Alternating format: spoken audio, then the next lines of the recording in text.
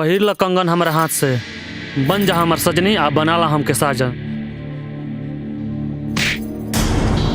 ऐसे भी पछता के कोनो फायदा नहीं, जब चिड़िया चुंग गइल खेत। तहरा दिल के राजकुमार तो तहरा दीदिया के भटार बन गए। अब तो हमके अपन यार बनाला। केहू ना केहू से तो डलोइबे करबू से नूर। अरे हमसे डलवाला। मिल्की के दोस्त इतना भी घटिया नहीं थे। अब तोरा के अपन मांग के सेनूर का पैर के महावर भी ना बनाई। चल हट, हवा आवे दे। चलो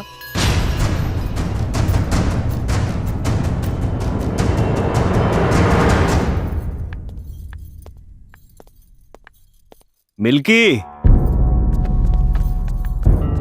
जी बस अब काट के जैसन चुभल बंद करो। मिल्की दीदी मत कहा हमरा के दीदी। मुंह में राम और बगल में छुरी। एक तरफ हमरा के दीदी कहा तारू और एक तरफ हमरा पति के छीने के साजिश कर तारू। प्यार में साजिश की कोनो मतलब ना होला दीदी। हम जीते जी से प्यार करेनी। ये का पागलपन है मिल्की? तू होश में बाड़ू की ना? होश में तो रवा नहीं की। बहुत हो गई रवा लोग के नौटंकी। और तू सुन मिल्की, लड़कपन गइल। बचपना करके नौटंकी करके तोरा के चॉकलेट मिल जात रहे, लेकिन ये हमार पति हवे। औरत सब कुछ बांट सकेली, लेकिन सुहाग ना। कौन है सुहाग की बात करता तू? हाँ जीजा जी सिर्फ हमार हुए, सिर्फ हमार। ये जन्म से ना, पिछले जन्म से। आइसक्रीम ले ला आइसक्रीम। 4 आना 8 आना 1 रुपया। भैया तनी आइसक्रीम के अलावा?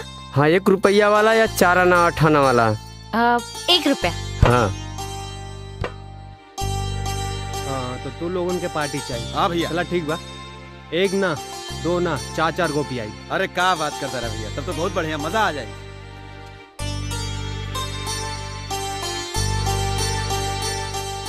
अच्छा वादा, बढ़िया बा।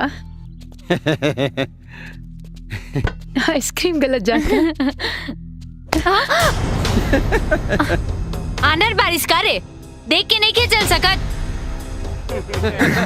गलती हो गई तो गलती के अलावा हम ठीक कर देता नहीं। छोड़ो जाए दो। अरे कहाँ जाता रू?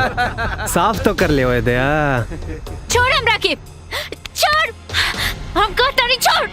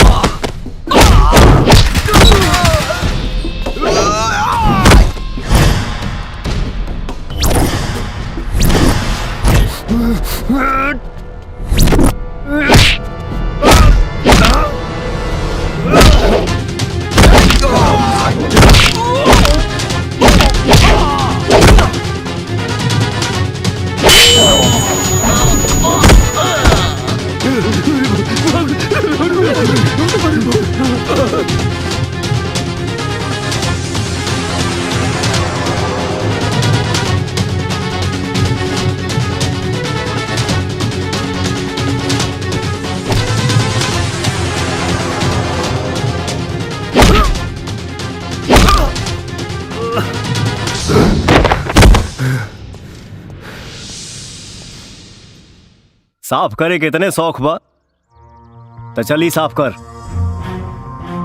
देखत का बड़े रे सारे। हाँ